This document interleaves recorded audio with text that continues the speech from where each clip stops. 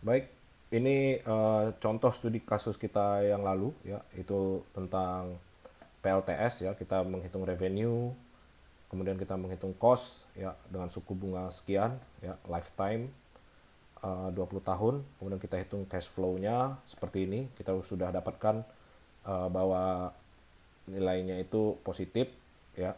Jadi kita bisa katakan ini proyeknya dapat diterima ya. Namun kita akan lanjut ke tahap selanjutnya.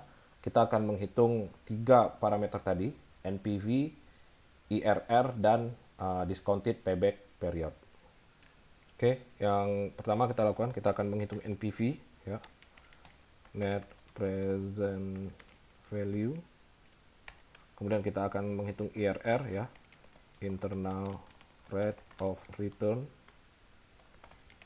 Kemudian kita akan menghitung DPP atau discounted payback period.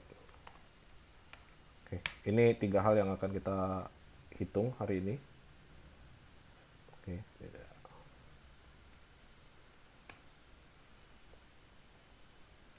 Nah, untuk menghitung NPV kita sudah lakukan, yaitu pendapatan total ya dikurangi dengan pengeluaran total, maka kita akan dapat nilai NPV-nya itu adalah sekitar 359 juta 863 sekian rupiah.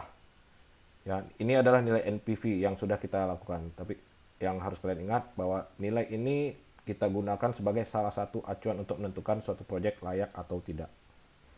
Kemudian untuk menghitung IRR, ya, untuk menghitung IRR kita akan hitung nilai berapa persen ketika expense dan revenue ini nilainya sama. Jadi terdapat arus kas masuk dan keluar ya. Kemudian jumlah arus kas masuk yang bukan PV itu lebih besar dari arus kas yang keluar. Ini kita lihat. Nah, di sini kita belum punya, kita tambahkan sedikit ya. Ya, ini untuk menghitung ya katakanlah dia arus kas ya, arus kas yang sebelum dipotong ya. Karena yang di sini dia telah terdiskon, yang di sini arus kas sebelum terpotong. Ya, ini kita hapus dulu. Maka nilainya itu adalah pada tahun pertama dia akan sama dengan total pendapatan dikurang dengan total biaya. Oke. Pada tahun kedua total pendapatan dikurang dengan total biaya. Oke. Ini kita bisa copy. Oke. Jadi kita lihat terdapat dua arus kas, yang pertama negatif, selalu positif. Maka persyaratan pertama terpenuhi bahwa dia harus terdapat arus kas masuk dan arus kas keluar. Kemudian syarat yang kedua, nilainya itu harus lebih besar yang positif daripada yang negatif. Jadi yang negatif itu nilainya adalah 11 M. Jadi kalau kita hitung nilai yang positif ya, yang positif kita hitung sampai akhir periode, total nilainya itu adalah 28 M sekian.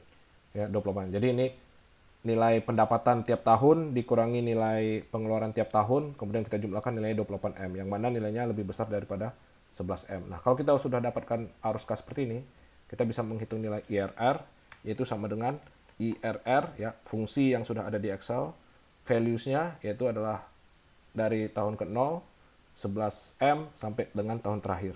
Oke. Maka kita akan dapatkan nilai IRR-nya adalah 13, sekian persen. Ya, 12,5%, 12,55%. Oke, di sini kita lihat 12%, 12,55% dan NPV-nya 359. Nah, ini kita menggunakan tingkat suku bunga yang 12%. Nah, katakanlah di sini adalah MAR ya. Jadi tingkat suku bunga biasa kita langsung menggunakan MAR yang diinginkan perusahaan. Katakanlah yang diinginkan perusahaan itu adalah 10%, maka ini tidak akan mengubah nilai IRR ya. IRR-nya sama dengan 12,5% dan NPV-nya yang akan bertambah ya, menjadi lebih besar. Jadi NPV lebih besar dari 0, terima. IRR-nya 12%, 12,5%, lebih besar dari MAR 10%, maka kita terima. Kalau misalnya MAR yang diinginkan itu adalah 15% oleh perusahaan ya, 15%, maka IRR-nya akan tetap 12,55%, yang mana lebih kecil dari MAR ya, lebih kecil dari MAR, dan NPV-nya juga akan negatif. Artinya dia tidak akan bisa diterima karena permintaan rate of return perusahaan ada 15%, sementara kita hanya bisa memenuhi sebesar 12,55%. Oke. Katakanlah di sini kita balikin lagi 12%, ya 12,55 lebih besar dari 12%, maka ini bisa kita terima. Nah, selanjutnya adalah untuk menghitung discounted payback period. Nah, cara menghitung discounted payback period itu seperti ini. Jadi kita lihat nilai yang terdiscounted adalah ini, ya. Artinya nilai tahun ke-0 itu akan sama dengan ini. Sedangkan pada tahun berikutnya adalah nilai yang utang kita, ya, ditambah dengan total pendapatan kita. Ya, setelah dikurangi biaya-biaya dan setelah dilakukan discounting atau pemotongan, yaitu nilainya 1,428 sekian. Maka nilainya 9,5. Dan ini sama utang yang sebelumnya ditambah dengan pemasukan pada tahun tersebut, ya. Nah, ini kita lihat dia akan semakin berkurang, ya, kalau kita copy ini, ya, sampai tahun terakhir, ya. Kita akan lihat dia. Jadi yang awalnya 11M, kemudian hutang kita tinggal 9M, 8M, 7M. Nah, kita akan lihat di mana nilai dia positif. Ya. Jadi nilainya pada tahun ke-17 itu 86 juta, tahun ke-18 dia 79 juta positif, ya. Maka nilai tahun di mana dia positif untuk pertama kali, maka itulah yang disebut dengan payback period. Jadi payback periodnya adalah 18 tahun, ya. Seandainya MAR yang kita gunakan kita turunkan, ya, misalnya menjadi 10%, ya, 10%, kita lihat NPV-nya berubah dan MAR-nya tetap, maka nilai discounted payback period-nya akan berubah, ya. Kita lihat maka positif pertama kali terjadi pada tahun ke-13, ya, tahun ke-13 nih. Ya, tahun ke-13, maka di sini DPP-nya adalah 13 tahun. Oke. Kita balikin lagi. Ya, ini tadi 12%.